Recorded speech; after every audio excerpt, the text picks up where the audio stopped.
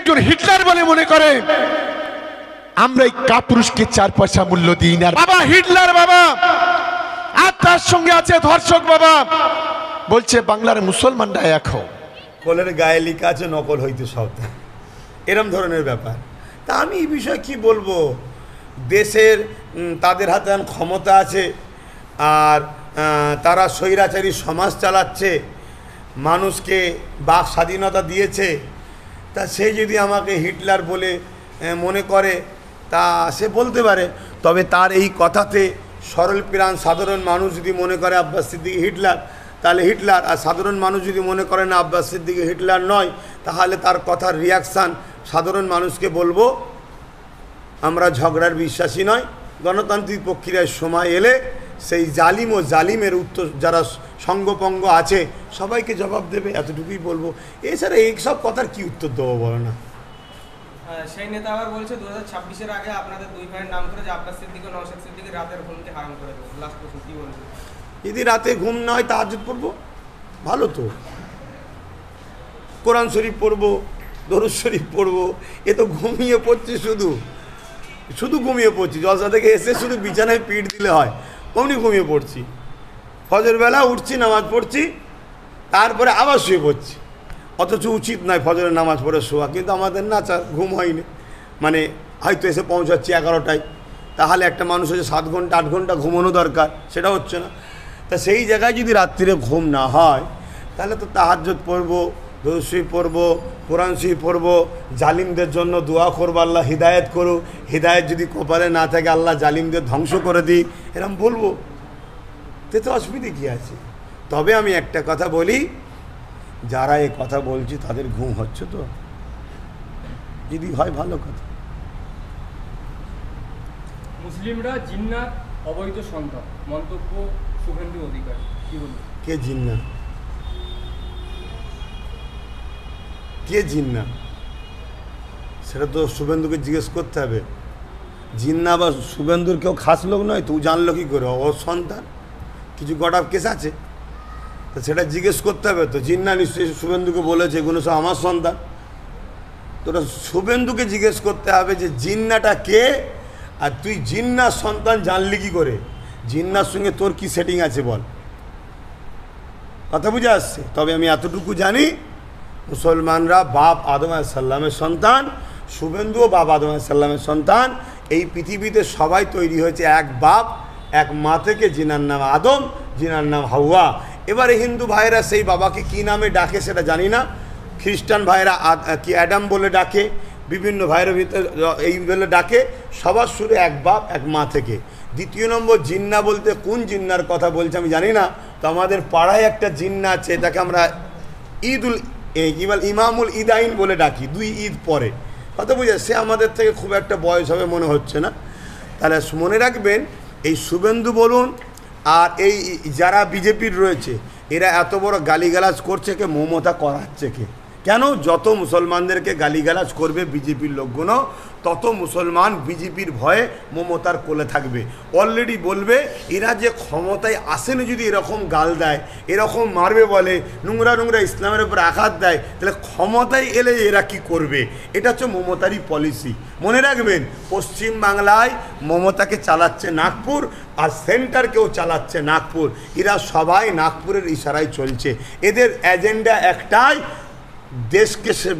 দেশের যারা গরিব শ্রেণীর মানুষ তাদেরকে শেষ করো, ইসলামকে শেষ করো। ইসলাম গরিবদের পক্ষে কথা বলে, গরিবকে শেষ করো।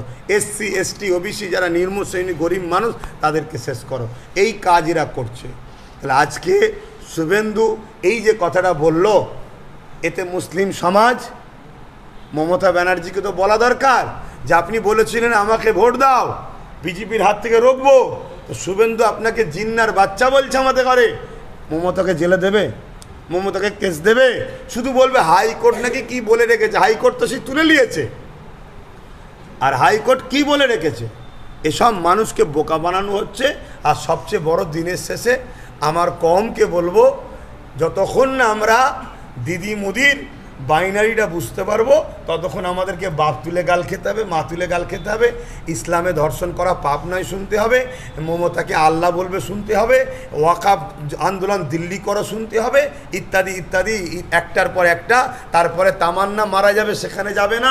আনিস খান মারা যাবে, যাবে না সেখানে। কিন্তু কি বলে, কি খড়গে নাকি, আরে বিজেপি খগেন মুর্মু, সে মার খাবে, তাকে দেখতে যাবে। আরে ওকে তো মার ইচ্ছা করে খাওয়ানো হয়েছে, এটা প্ল্যান মাফিক কাজ চলছে। কোথায় নাকি দুর্গাপুর না কোথায় দেখছিলাম রেপ হয়েছে, রেপ করেছে টিএমসির লোক, আর প্রচার করছে মুসলমান রেপ করেছে কারা, টিএমসির লোক, আর প্রচার করছে মুসলমান রেপ করেছে। এটা পলিসি, এটা বাইনারি চলছে। অতএব এই বাইনারিকে আমাদেরকে বুঝতে হবে, বুঝে আগিয়ে আসতে হবে।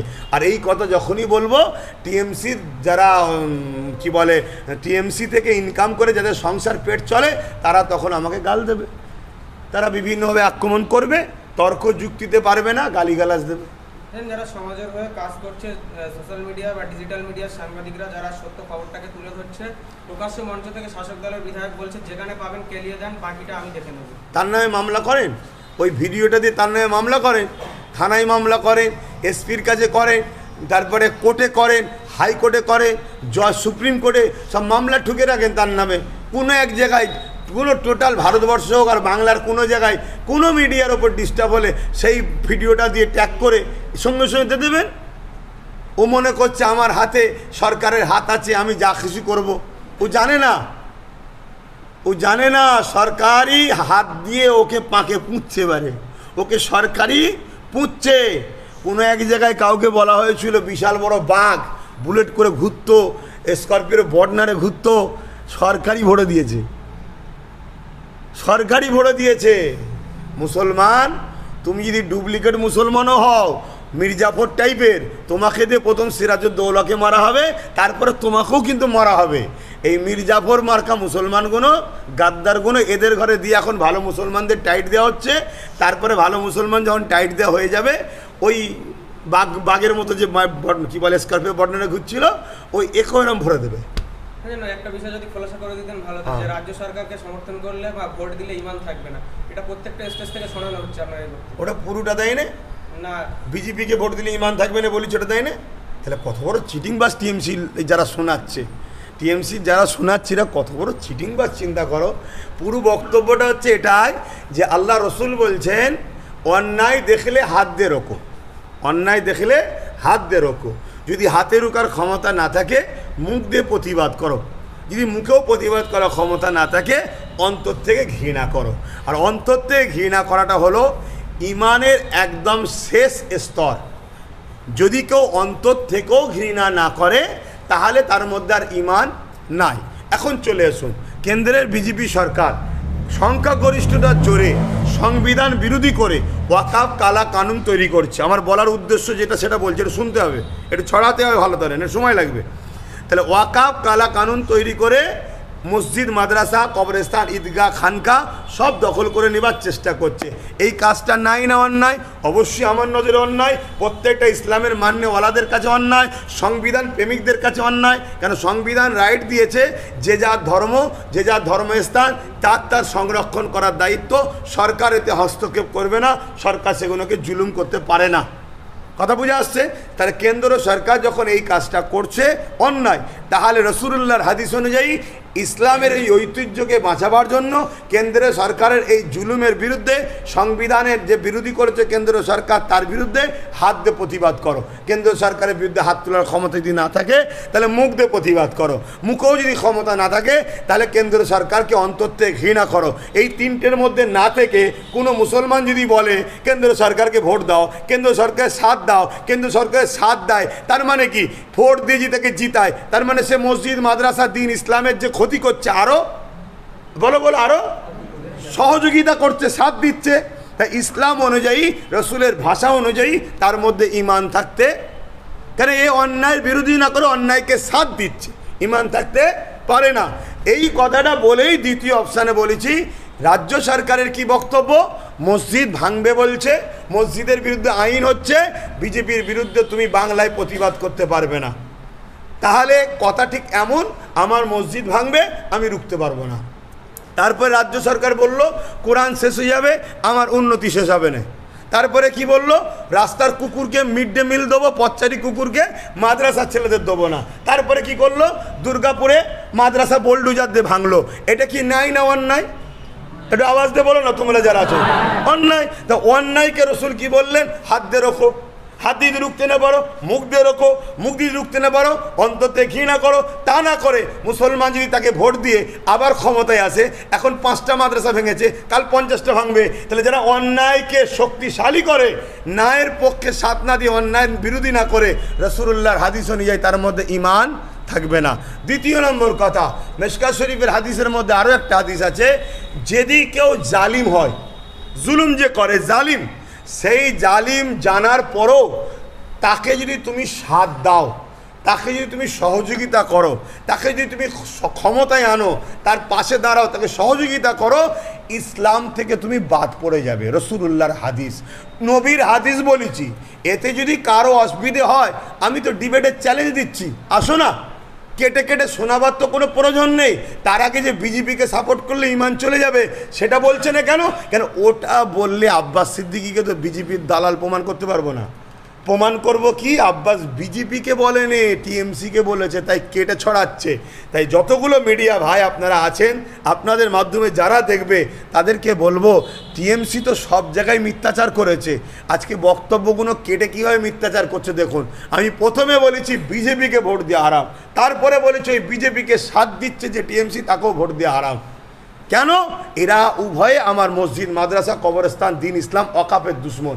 এবার আপনার কাছে যদি মনে হয় মসজিদের থেকে আগে মমতা, তাহলে আমার ফতোয়া আপনার কাছে ভুল লাগতেই পারে। আপনার কাছে যদি মনে হয় মসজিদের আগে কি বলে বিজেপি, তাহলে আমার ফতোয়া আপনার কাছে ভুল হতে পারে। আর আপনাকে যদি মনে হয় রাজনীতি আগে নয়, আমার কাছে আমার ইসলাম আগে, ধর্ম আগে, যারা রাজনীতি দ্বারা ইসলাম ধর্মকে মিটাচ্ছে, এদেরকে শক্তিশালী করে ইসলাম ধর্মের ক্ষতি করা যাবে না, করলে হারাম হবে, হারাম হবে, তাহলে আমার ফতোয়া ঠিক আছে। এবারে আপনি বলবেন ওই হুজুর এই বলেছে, ওই মৌলানা এ বলেছে, আমি বলবো ওই হুজুর কবে বলেছে, প্রথম কথা বলবো। দ্বিতীয় নম্বর কথা, হাকিকাতে বলেছে না এডিট করে ছড়াচ্ছেন, এআই করে ছড়াচ্ছেন, না হাকিকাতে বলেছে? আর যদি বলে থাকে কবে বলেছে? তখন কি বলেছিল মাদ্রাসা শেষ, কোরআন শেষে হবে, আমার উন্নতি শেষ হবে না? তখন কি বলেছিল যে দিল্লিকে আন্দোলন করো? তখন কি মমতা আসল রূপ দেখিয়েছিল? এখন যে রূপটা দেখাচ্ছে, যত মাথা থেকে কাপড় খুলছে আস্তে আস্তে রূপ বেরোচ্ছে। তো তাহলে যখন আমি দেখছি এইটা মাদ্রাসা, দান করতে হবে, কিন্তু এই মাদ্রাসা যখন দখল হয়ে সিনেমা হল হয়ে যাবে কারো জোর করে, তখন আর দান করা যাবে? তাহলে আজকে তুমি বলেছিলে আমি মুসলমানদের সংরক্ষণ দেবো, কি বলে মুসলমানদের 10,000 মাদ্রাসা দেবো, মুসলমানদের ওয়াকাফ উদ্ধার করে দেবো, মুসলমানদের কি বলে ফুরফুরার রেল দেবো, ফুরফুরায় কি বলে ওই উন্নত মানের পর্যটন করব, মুসলমানদের কি বলে বেকারত্ব দূর করে দেবো, প্রতিটা বাড়ি বাড়ি চাকরি দেবো, মাদ্রাসা আলিয়া ইউনিভার্সিটি করে দেবো, সব তুমি বললে। তা তোমার উপরে বিশ্বাস করাটা তো স্বাভাবিক। যদি কেউ বলে থাকে তোমার উপরে, আমিও তো বিশ্বাস করেছিলাম তোমার উপরে, আমি কি বিশ্বাস করিনি? আমি তো বিশ্বাস করেছিলাম যে চলো 34 বছর দেখলাম, এরা তো এবারে বলছে যখন এত কিছু করবে, শাসক কমিটি রিমোট যখন দেখাচ্ছে করে দেবে, তাহলে দেখা যাক। কিন্তু ওরে সর্বনাশ, তুমি তো 10,000 মাদ্রাসা দূরের কথা, 614টা যে মাদ্রাসা বামফ্রন্ট করেছিল, সেই 614টা আছে, 615টা একটাও করুনি। উপরন্তু মাদ্রাসাগুলোকে বোল্ডুজার দিয়ে ভাঙছো। আর তুমি বলছো আনএডেড মাদ্রাসার বাচ্চাদের মিড ডে মিল দেবো না, পথের কুকুরের বাচ্চাদের দেবো। তোমার কাছে কি মাদ্রাসার বাচ্চারা কুকুরের বাচ্চার থেকে খারাপ? এই কথা শোনার পরও যদি কোনো মুসলমানের প্রেস্টিজে না লাগে, সেটা তার ইমান তার কাছে। আমার নজরে কেন্দ্র সরকার হলো প্রকাশ্য ইসলামের দুশ্মন, রাজ্য সরকার বন্ধু সেজে দুশ্মন। এই দুই সরকার বর্তমান ক্ষমতায় আছে, এদের কর্মকাণ্ডের জন্য দেশ শেষ হচ্ছে, সমাজ শেষ হচ্ছে, আমার ইসলামের ওপর আঘাত হচ্ছে। এদেরকে সাপোর্ট করা হারাম। হারামকে কেউ হালাল জানলে ইমান থাকে না। কথা মাথায় ঢুকলো? হ্যাঁ, ও তো ধ্বংস, শিক্ষক তো শেষ করে দিচ্ছে এই করে। আর কিছু জানার আছে?